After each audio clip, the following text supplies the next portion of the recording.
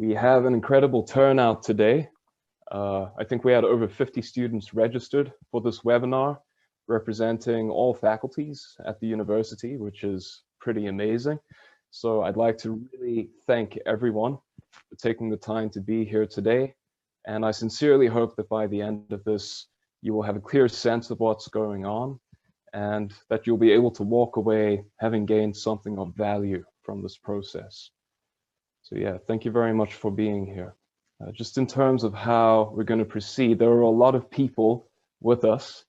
So we want to keep things as interactive and dialogical as possible, but within time constraints, there is some content I have to get across before we can start dialoguing and engaging. But if at any point during the webinar, anyone has a burning need to ask a question or seek clarification, I do encourage you to just make your voices known and maintain interaction if it's comfortable. I'm going to go ahead and share my screen because I have a presentation that I've prepared for this occasion, and I do hope it will be valuable. Okay, so I've given the whole spiel, the welcome. Hello, everyone, to all the new people who have just come in. This is the student webinar inaugural for Math the System 2021 at the University of Waterloo. It's very exciting, a new year, new challenges, new opportunities, and a whole bunch of new minds brimming with potential. So welcome, thanks for being here, and here we go. The agenda for today's webinar will be firstly an opening round of greetings and introductions, starting with myself, your campus lead this year, then moving on to my awesome team from the Center for Peace Advancement. Third, I will introduce our finalists from last year who made it all the way to the international finals and will be speaking about their project and experience today. And then finally, yourselves, the participants, if you're comfortable and keen, I encourage you to share with us in the chat who you are, where you're coming from at the University of Waterloo, and why it is that you came to this webinar. So give us a sense of who you are, what you're doing, why you're here. We would love to hear from you, and it'll be a great way to just get to know who's in the room. Secondly, we'll then shift into an overview of Math the System itself, asking the questions, what is Math the System? Why does it exist? And most importantly of all, what does that mean for you as prospective participants in this competition? Thirdly, we'll then be speaking to our previous finalists who will, as I said, be speaking about their project and experience and how it's impacted their lives since then. We'll then switch into a round of questions and answers where any questions or observations can be raised for clarification. And finally, I will outline some key dates and deadlines for the competition from now until next year, and also provide some suggestions for helpful next steps. So if everyone is comfortable, shall we move ahead? Okay, I'm getting a few nods, so let's begin with the greetings. As already mentioned, my name is Thomas Fraser, and I'm your campus lead this year. I'm currently an international student at the University of Waterloo.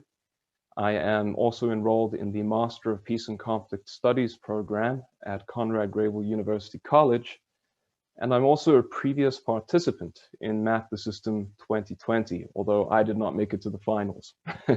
So myself and my team participated in the competition as part of the graduate level course in the MPACS program, and we focused our attention on the human impact of the gig economy in the Toronto-Waterloo regional corridor.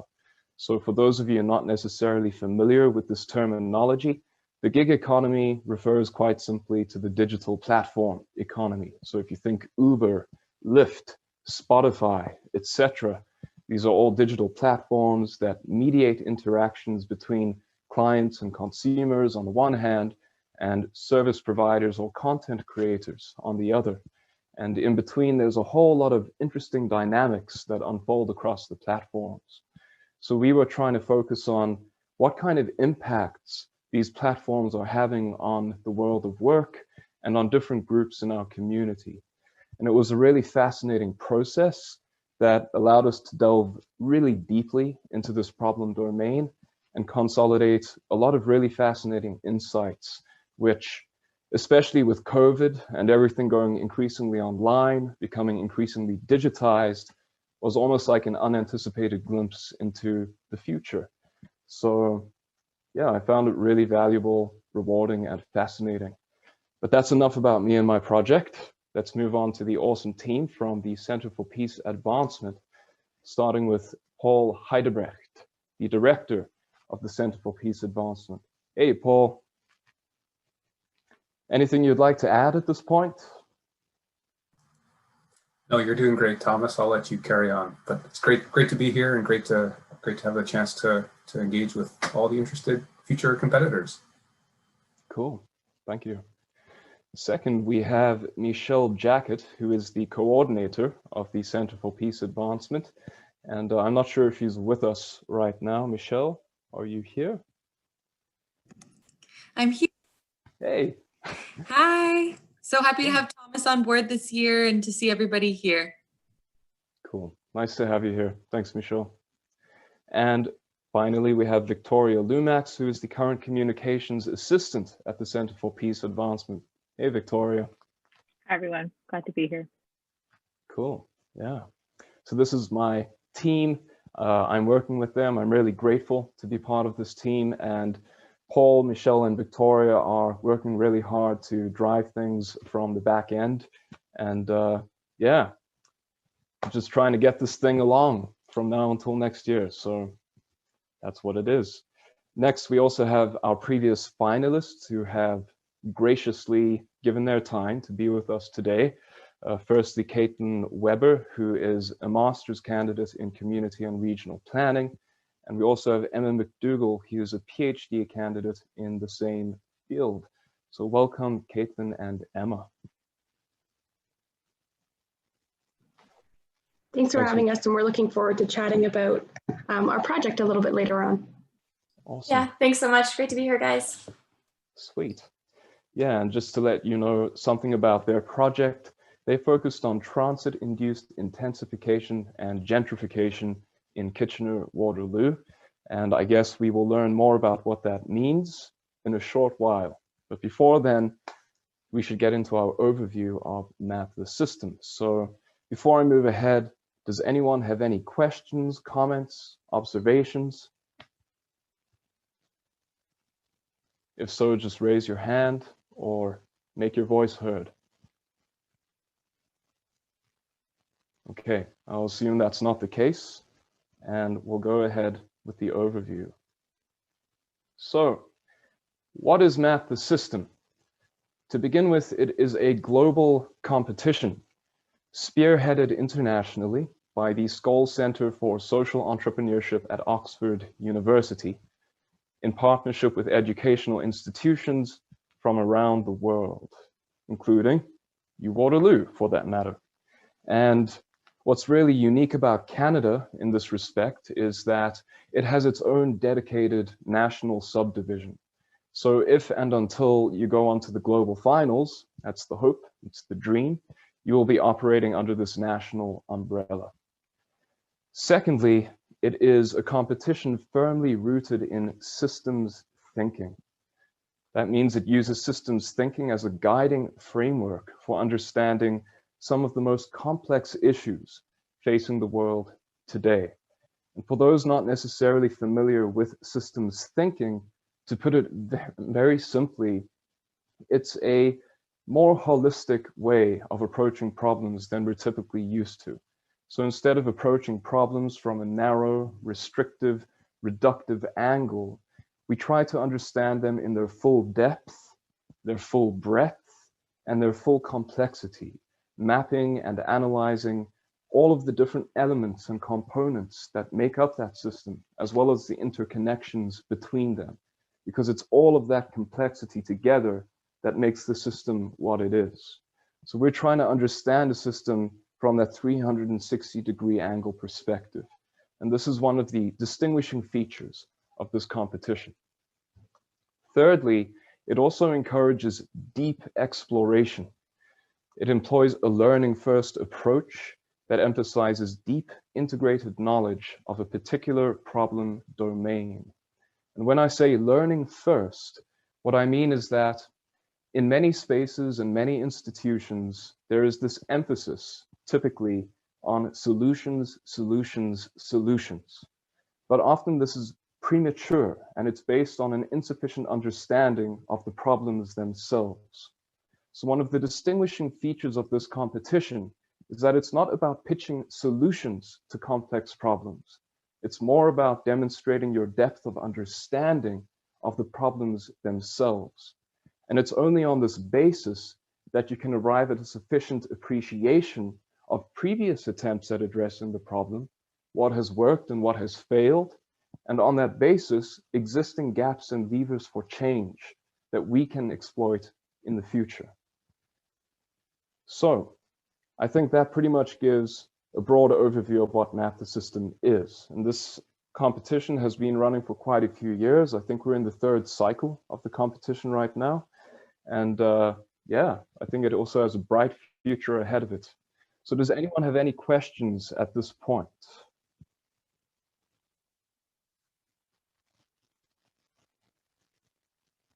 Okay, I'm going to assume there are no questions right now. So I'm just going to go ahead to the next slide, which is, why does it exist? So what is the rationale or purpose of this competition? Well, to begin with, we're trying to illuminate complex problems.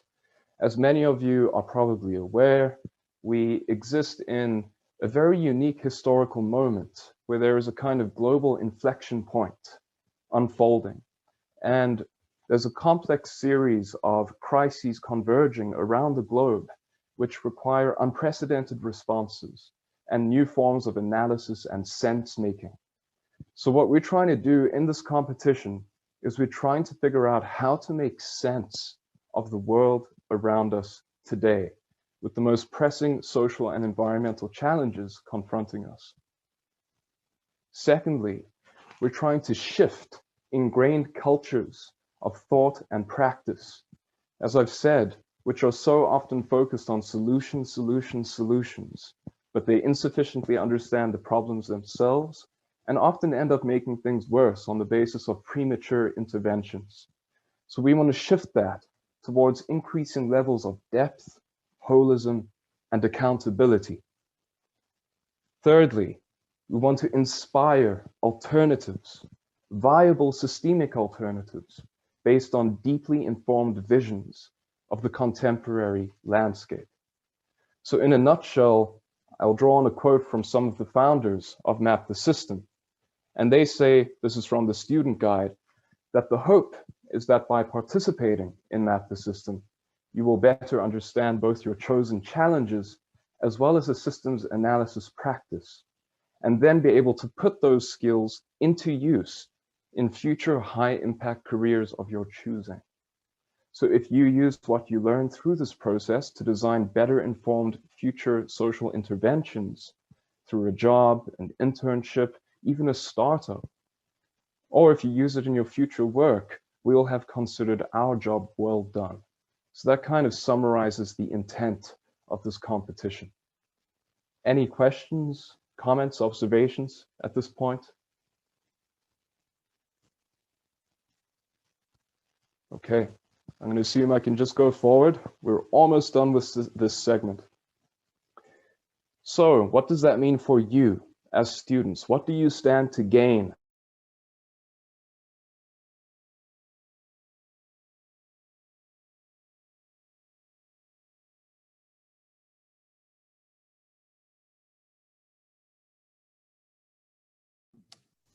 I imagine it might just take a minute for Thomas to unfreeze. Bear with us for a minute here. He did mention earlier he was having some connectivity issues, so that could be the case. Yeah. This has happened before, but he has ways of figuring it out.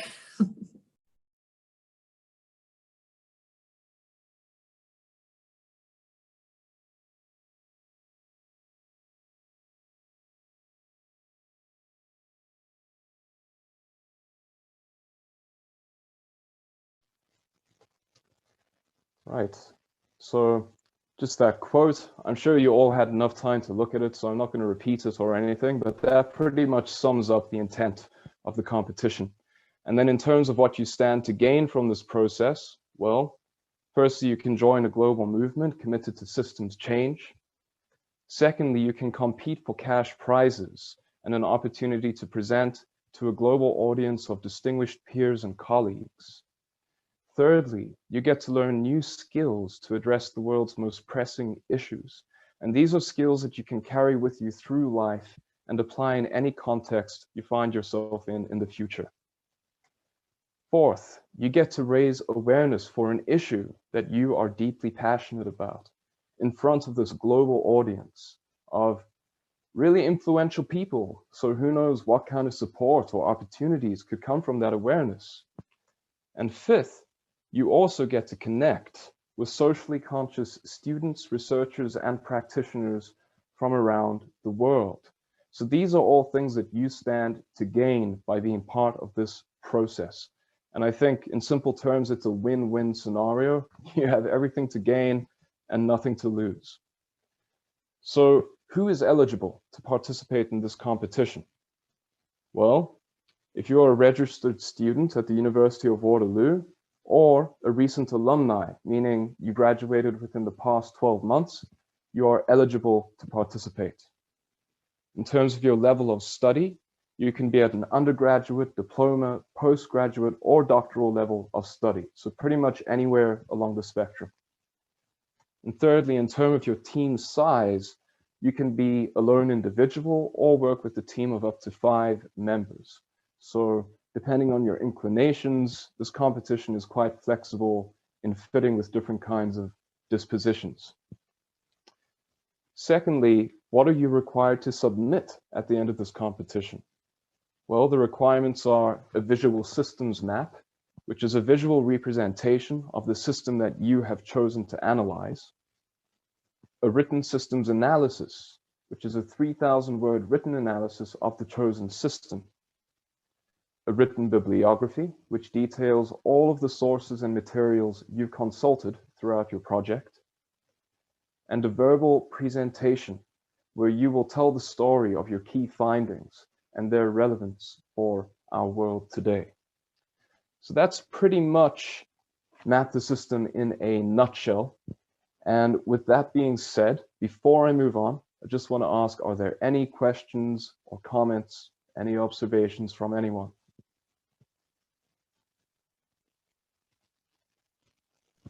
Okay. Could you explain more about the first one, the visual system map?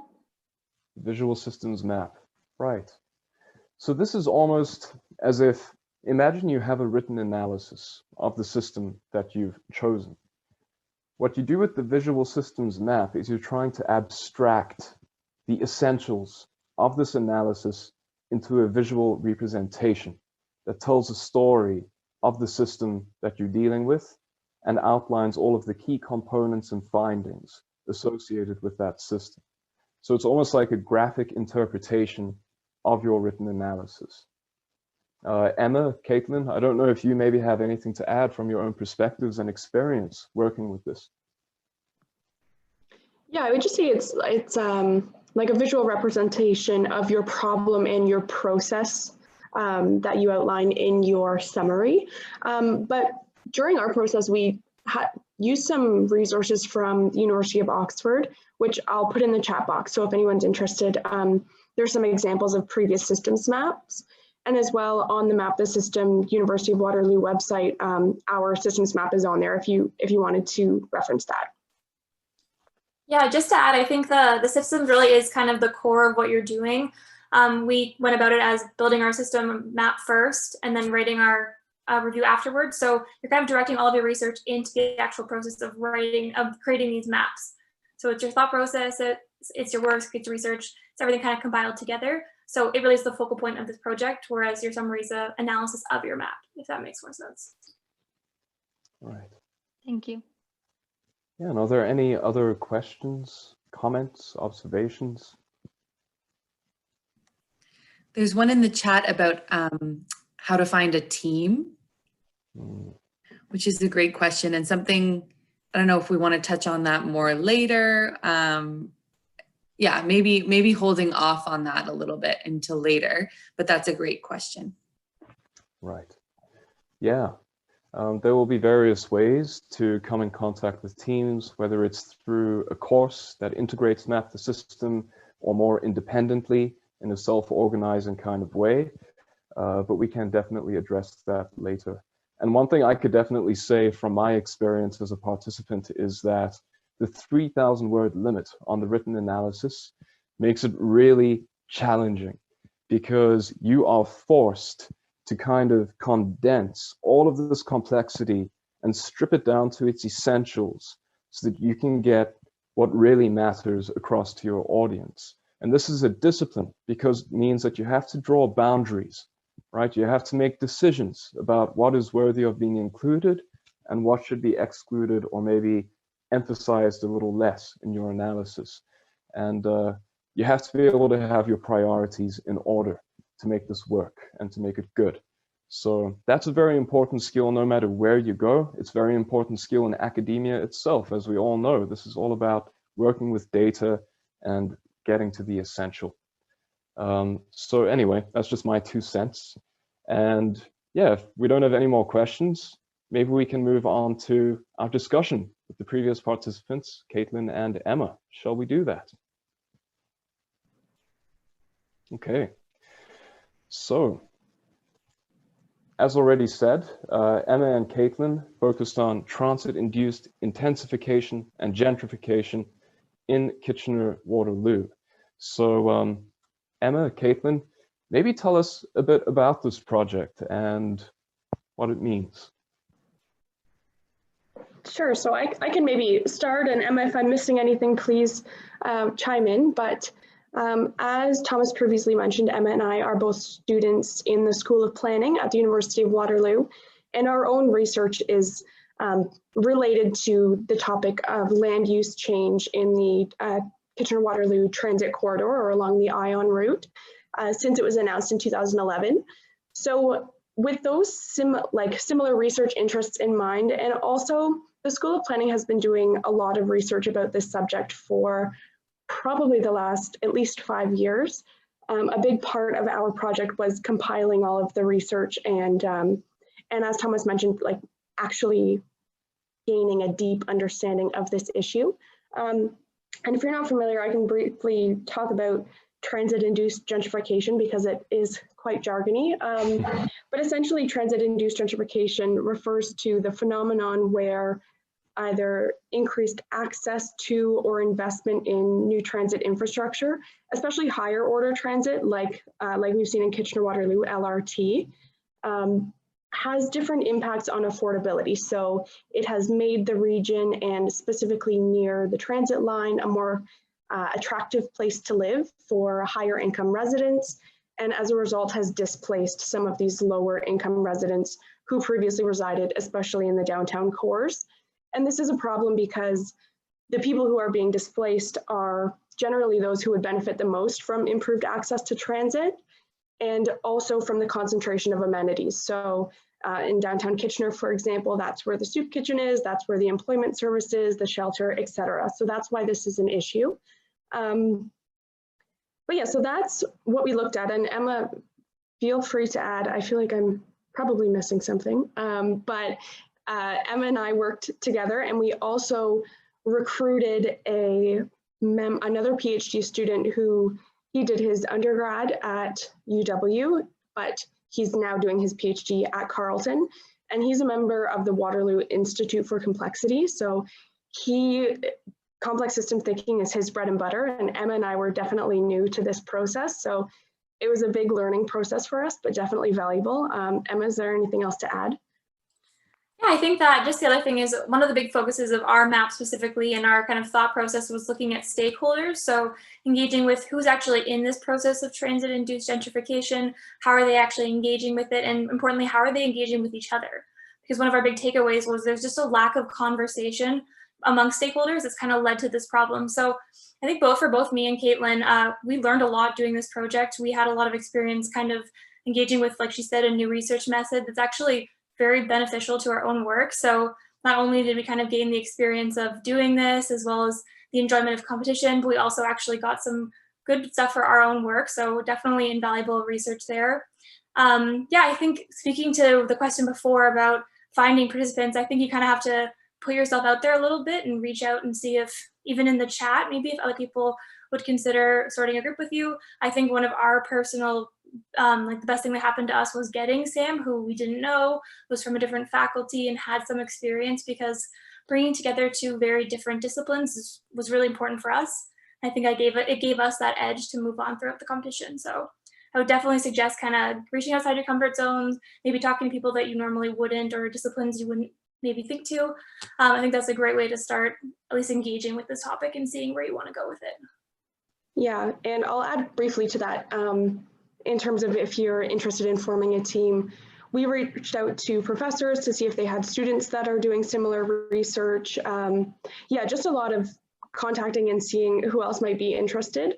That's how we formed our team. And even Emma and I before knew each other briefly, but it was our professors who ultimately connected us. Like the worst thing they'll say is no. So don't feel embarrassed to reach out. It's definitely a great opportunity. And again, any profs you've had, they're always happy to help. So don't feel embarrassed about asking. Cool, thank you. And if I could ask, what was the experience like working in a group of this nature within this competition and adopting a systems lens on the problem that you chose? What did that mean to you? So I think for us, we were pretty fortunate that we all had very similar thinking. I think Sam, who was our other group member, he's from Carleton, was kind of really willing to give up the reins on the actual topic itself and kind of play the role of actually bringing us together through a theoretical lens. So we kind of taught him, he taught us, and that took up a big chunk of time that I don't think we really prepared for. So the first couple of meetings were all just us teaching him about transit-induced gentrification, learning what complex systems thinking was.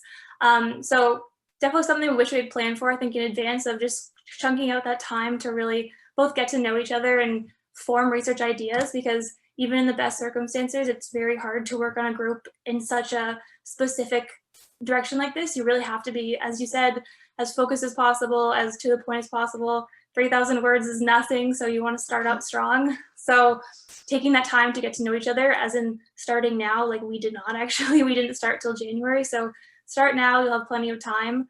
But working in a group was really great. I think it really helped shape the direction of research, and I don't think me and Caitlin would have made it without Sam. So it was perfect. Yeah, and to add to that, I think I would agree that our biggest hurdle was establishing our chemistry as a team and figuring out kind of who to rely on for certain things. And yeah, just getting our group dynamic down pat. By the end, and as we progressed through the Canadian competition and the global competition, it was seamless, but definitely the biggest learning hurdle for us was for the Waterloo competition, and especially, and again, this is kind of pre-COVID, but also heavily during COVID, and we'll talk about that a little bit later, but because Sam was always in Ottawa, we were remote pretty much from the start. Maybe Emma and I would get together on campus and video conference Sam in, but then going completely to an online format was also an adjustment for us. But again, once we established kind of those group roles, it was pretty much smooth sailing from there, I would say. Yeah, awesome, thank you. And if I might ask, to add on to that, what was the experience like going from the local campus finals to the Canadian finals to the global finals, and that whole progression? Yeah, what did that look like and feel like and mean to you? Well, for us, because of COVID, we didn't actually have the traditional school finals. So we didn't have a presentation as we normally would have. It just went down to our papers. So I think right in the midst of COVID, it was only a month in maybe, we got the email saying we won, and we were both kind of like, oh, I almost forgot this was happening because everything was so crazy. And it was just so nice to get great news in the middle of all this crazy times. And then again, at the Canadian level, we created a video, and then they played that. We did a 20-minute question and answer session with the judges. And that was all independent before the actual showcase. So the end was a showcase where they played all our videos and then announced us as winners. So we're sitting there like watching TV, basically waiting to see our names come up. So it was a little less interactive. And then again, talking to how COVID progressed, and I'm sure this will change for next year if this is going to be online again. But the finals were just a bit more interactive. We did record a presentation, but we had live Q&A. We were able to engage somewhat with other teams. So unfortunately, like anything with COVID, it did lack that sort of personal interaction, but I think they did the best they could considering. And it was just great to see all these teams work on such crazy topics.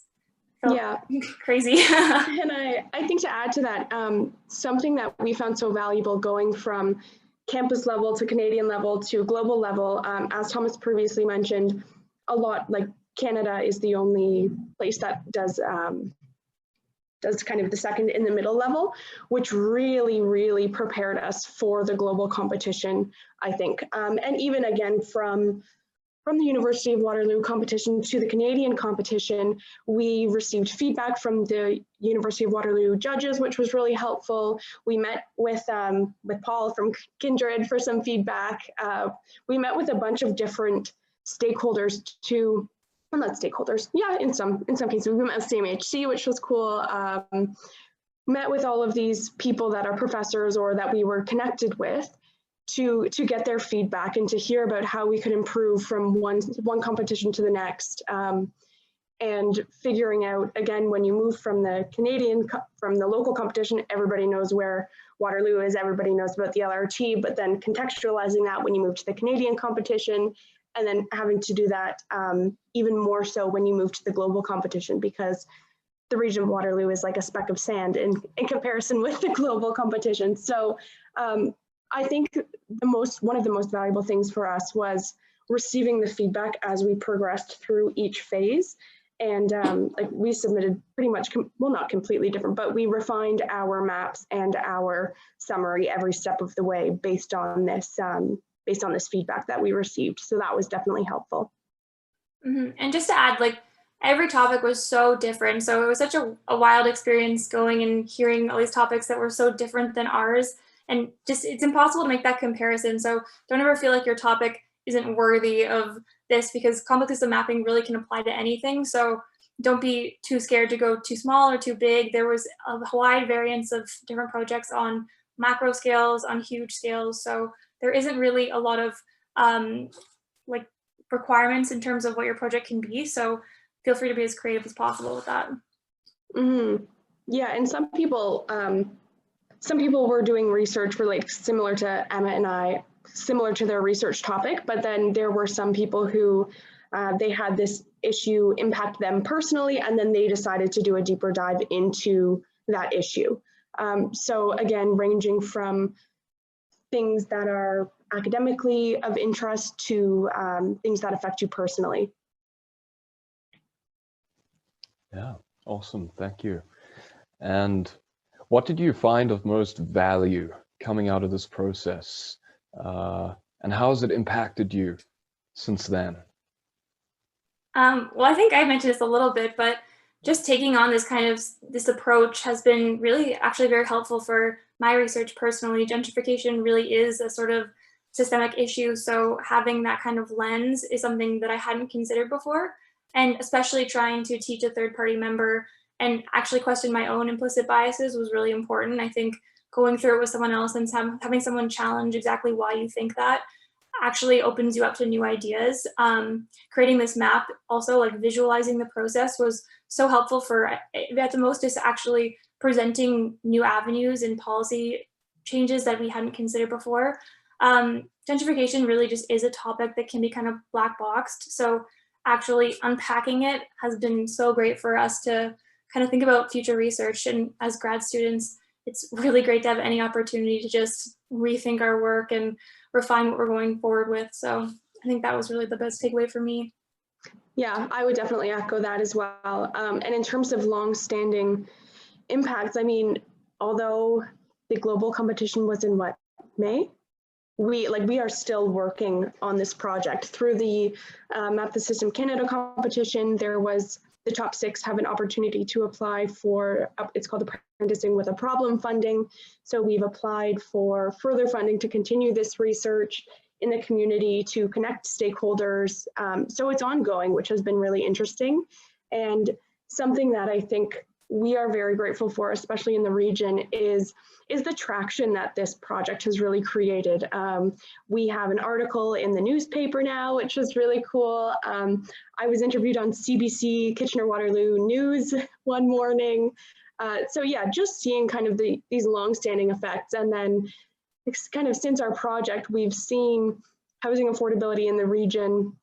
I'd like to think it was because of us, but we've seen an increasing awareness of it. And every day when I go onto the newspaper website, there's something related to affordability in some way near the transit corridor. So I'd like to think that our project kind of generated this, this inertia to kind of give the region the kick in the butt that they needed.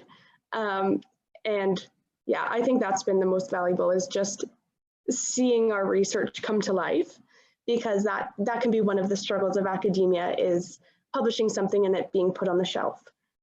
So actually seeing our research in action and seeing changes happening and having meaningful conversations with stakeholders about these changes and about kind of next steps forward has been huge for us. Right.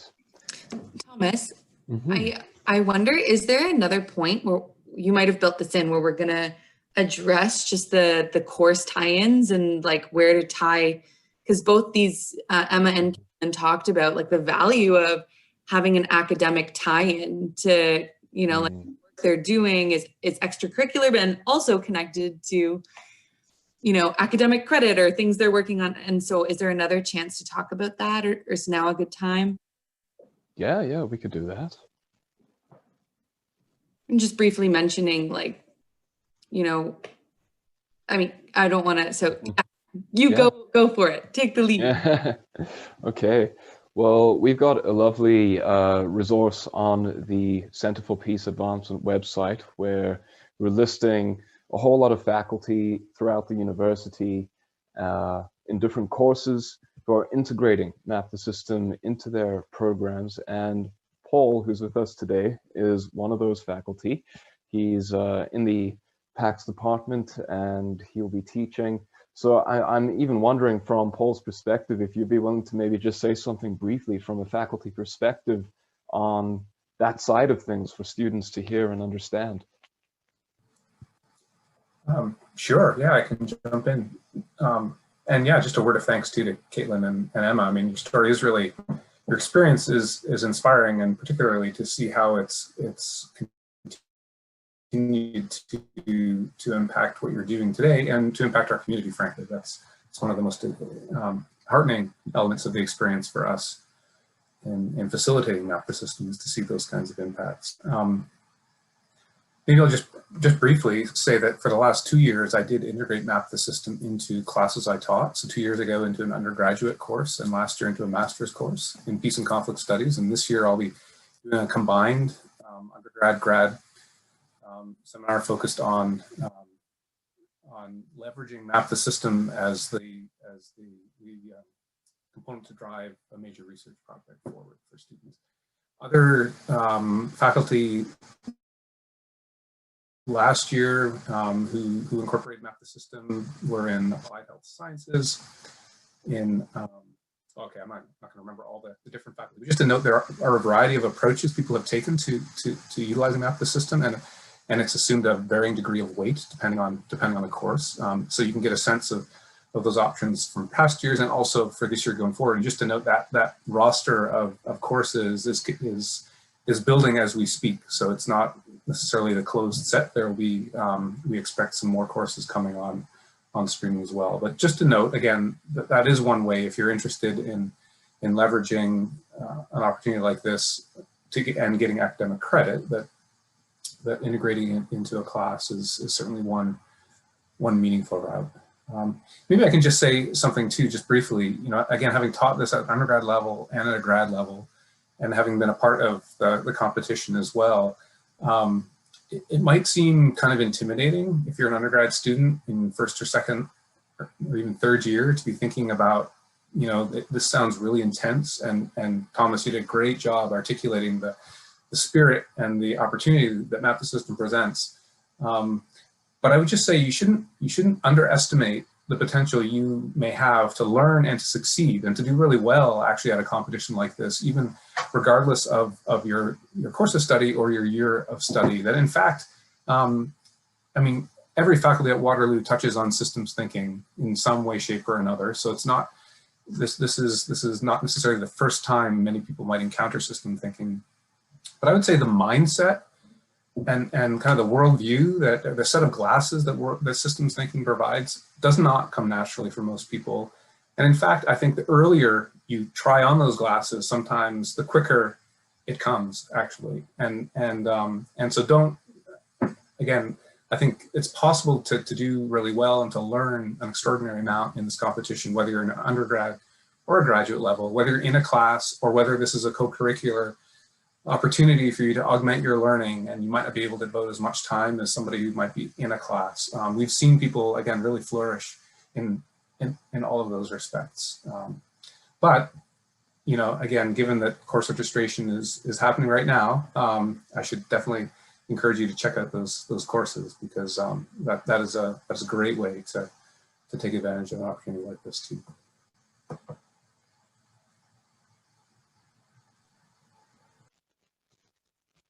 Yeah, thanks, Paul. That really is helpful. And following this webinar, I'll also follow up with everyone who registered, and I will send you links to all of these resources so that you can get a clearer idea of these evolving opportunities within the university. Is there anything anyone else would like to add at this point? I have a question. I just and wanted to bring it up. oh, So I sure. actually have a few questions, if that's okay. So my first question is, like, you talked about the competition going through a cycle, and I was just wondering, what does like one cycle of the competition look like? Are there major milestones or key dates in the cycle that you could tell us about? Yes, there are, and within the last few minutes of this webinar, I will cover all of those details, outlining the timeline of the competition and providing you with some suggested next steps. So that's coming soon. Okay, then I was also wondering, and maybe this question is better for Caitlin and Emma. So where do you basically start with your project? And I feel like this might be one of those things where you start pulling on a string and then you keep pulling and you keep pulling and you keep pulling, and you can like pull on the string forever. So when do you know enough is enough? Yeah, I think that's a really good way to put it. It definitely is like pulling on a string. And I think for us, we picked a topic that we were really interested in. So there was like 10 other strings that went down 10 other rabbit holes. So I think the first step is forming your group and making those connections, and as a group kind of coming together with your decisions on how do you want to frame this, but also doing the exhaustive research and kind of seeing where you can go with it and making that sort of frame afterwards. Obviously you can't read it all, but it is important to get a feel for everything that's kind of part of the system, to see what aspect of it you want to focus on, what you want to include, what you don't want to include, because the only way to really frame your topic is to understand what's on the other side. So my advice would be to just start researching and to form your group and kind of find some sort of game plan that works for all of you, because it's going to be different for everyone. Yeah, I would echo that and say, like starting with getting familiar with the topic and looking at what's out there. For example, for our project, we used existing studies published by University of Waterloo researchers, other theses, etc. But we also did a media review, and that was really helpful. Again, I think, yeah, step one is to get a pretty good understanding of the issue, and then go from there. So based on our readings, we felt like the most important thing to focus on in transit-induced gentrification was the issue of stakeholders. So then we zoomed in on the stakeholders, and that's what we focused on. But we could have looked at the role of public-private partnerships, or like a number of other approaches. So I think doing kind of the background research and seeing what sticks out to you, or maybe what's the most interesting to you, etc. And then focusing forward on that. We found once we did that, we developed our map, and our map then functioned as helped us make a template for the summary. I think if we did it in reverse, it would have been a lot more challenging to make the map. But doing the map first was helpful in organizing our thoughts and then making our summary more coherent and structured. Yeah. And just to add to that, there also is a map graveyard out there of all the maps we didn't do. So we didn't come in with a clear understanding. We definitely tried a couple approaches and realized they weren't going to work. So you might come in with an idea and you might realize halfway through that it's not working, and that's totally okay too. Yeah, and you might realize that one map doesn't present your problem in the way that you want it to. Like our submission had several different maps. So there's tons of different ways to approach it. It's just kind of what makes sense to you and what makes sense to the story that you want to tell. Thank you, that was really helpful. I do actually have one last question, if that's all right. So what help do students get with their projects, if they get any help? Right. Well, I'll just quickly talk from my perspective as the campus lead. I am online, I'm on call, and I have a dedicated email address so that if you have any queries, any concerns, any questions that you'd like clarified, or if you're seeking any kind of direction whatsoever, or just want to shoot some ideas and brainstorm and maybe find out what it is that really interests you and how to approach your problem, you can email me. I'll give you my email address towards the end. It's maththesystem@uwaterloo.ca, and we can take it forward from there.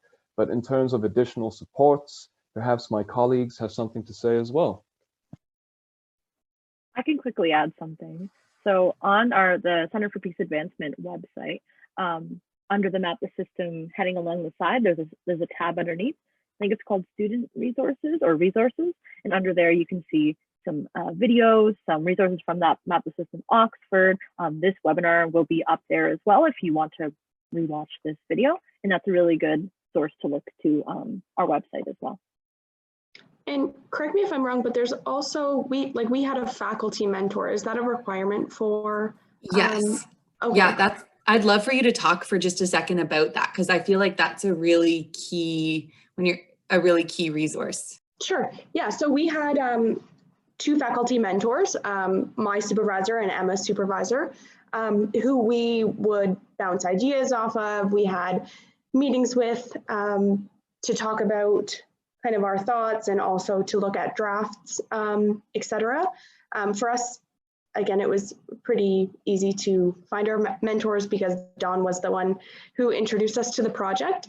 But yeah, I would say just reach out to faculty members, but they played such an integral role in not only helping us polish the components to our project, but also connecting us with other stakeholders and other people kind of in their social loops for additional feedback.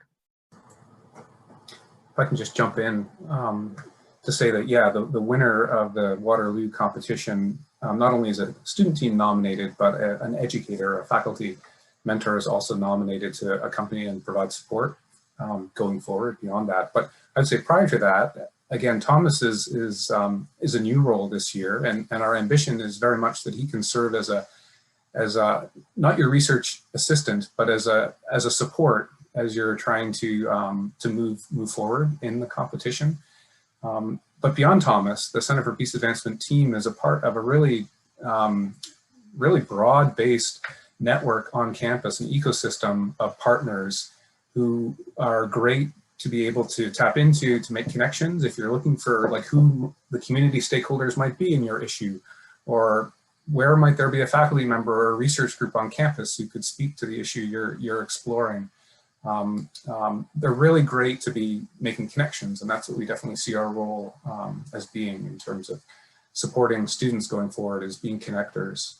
And but again, Thomas is definitely, we're really glad that he's here to be playing a lead role in that. Yeah. And I think we might have time for one more really brief question before I get to those final details that we were talking about. So if anyone has something burning that they really want to get across, now is the time. I did notice a question in the chat. Cool. How specific should the topic end up being? Right. Just speaking from our experience at the different competitions, ours was probably one of the most small scale, where we looked at the Central Transit Corridor and the region of Waterloo, more specifically Kitchener and Waterloo, where some projects were looking at national issues like poverty in this country or women's rights in this country. So it's really up to you and your interests. There was things as small as the neighborhood level, all the way up to the national scale. So. Yeah, thank you. And Emma, do you have anything to add to that before we move on? No, I think Caitlin covered it pretty well. Again, there's so much flexibility, so don't get caught up in forming a question before you continue on with your research. I think you want to really scope out what you're going to do before you find yourself worrying about what the question is exactly and how it's going to frame more about how it's going to frame and less about what exactly it is in terms of wording. Right. Yeah, and it's an iterative process, right? So the more you learn, the more things change, and the more things change, the more you learn. So it's an ongoing thing, and you can sort of navigate it as you go along. It doesn't all have to be figured out beforehand. Actually, that's impossible, right? So, yeah. So if we're all comfortable, I know there's so much more that we could discuss, and I can feel all of the potential brimming beneath the surface. I do have one question here. Do all the team members have to be from the same university? No, as long as they are from registered partner institutions, it should be fine. Yeah. So with that being said, I do apologize for cutting the conversation short, but we have a bit more content to get through before the end. So I'm going to move on to the next section, if that's okay, which is questions and answers. We've already done. Wow. My slide is acting up. Timeline and next steps. Okay. So in terms of the timeline, key dates, events, deadlines, etc. On November 2nd, student registration started, and this will be running until January 31st next year. So from now until January 31st, you can register for Map the System. And time really flies. So the sooner you register and the sooner you get started, the better. Next, April 2nd, 2021 will be the final submission deadline. So by 7 p.m. Eastern Time on April 2nd, you will be required to submit your written and visual deliverables for the competition. This will then lead to the next event, which will be the local campus final on a date to be determined. And here teams will compete in the local final for an opportunity to go on to the Canadian final later on. The Canadian final will run from May 5th to 7th, 2021. Here, one team from each Canadian partner institution will compete nationally for prizes and an opportunity to advance to the global final. And that will be held sometime in June of 2021, where select Canadian teams, as well as others from around the world, will compete globally for the chance of world title, as well as maybe associated prize opportunities, recognition, and all of the different stuff that comes along with participating at that level. So yeah, that's pretty much the process in a nutshell. And we have this all on our website as well at the CPA. So if you're seeking to just revisit these details, we have a dedicated webpage with everything you need. Then in terms of next steps, what do you do next? So as I've already mentioned, firstly, you can email me, your campus lead, at mapthesystem@uwaterloo.ca. Yeah, and like I said, any questions, seeking any kind of clarification, even just wanting to discuss the process and how best to navigate it, I'm here and receptive and waiting. Secondly, the Center for Peace Advancement website, as I've said, has a dedicated web page where you can find all the relevant resources, materials, links, and so on for getting through this competition from now until the end. If you're looking for more details as well, you can go to the Map the System Canada website as well. And this is much of the same information that we already have on the CPA website. In fact, a lot of it is linked through the CPA webpage. So these are the next steps that I would encourage you to take if you're interested in going further. Yeah, and as Michelle said as well, there's a large eligibility section on Map the System Canada's website, and it will clarify that for you as well. So that's pretty much all the essentials for Map the System. And we have around 2 minutes left. So if anyone has anything they would like to say, now is the time.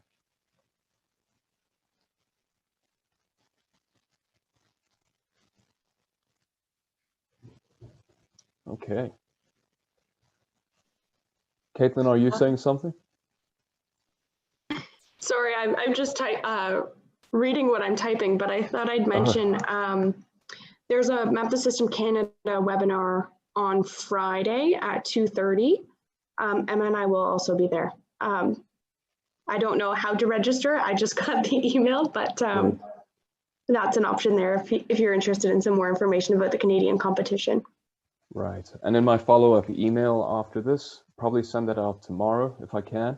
I will link all these upcoming opportunities and provide you with these links and materials as well, just so that you're all in the loop on everything that's going on.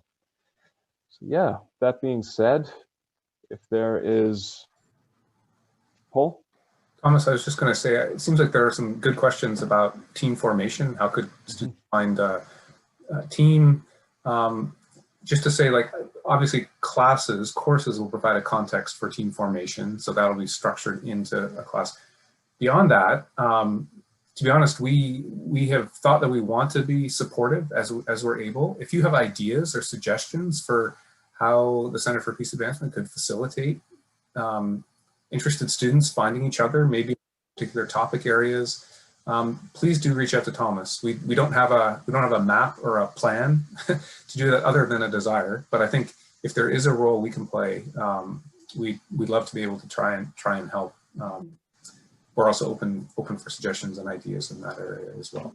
Yeah, one idea we had was a mixer, like just a chance for you to talk to a number of people and see if there's any synergies. And so we can host something like that on Zoom or something like that, right? So, but that will kind of be in response to your interest. And so please be in touch if that's something you're interested in. So we have a sense of like, okay, this is something lots of people are interested in.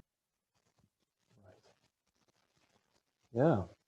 Okay. So with that being said, I think that was a great webinar. Thank you everyone for taking the time to be here once again. It was an awesome turnout. Do you have to be a team before you register? Well, not necessarily, but things can change, but it's good to have a clear idea of what you want to do before you get into it. Teams can change for the registration. So it is possible to register and then to add team members or change team members before you get to the campus final stage. So yeah. Thanks so much, Thomas. Great job. Right. And thanks, Caitlin and Emma for joining us and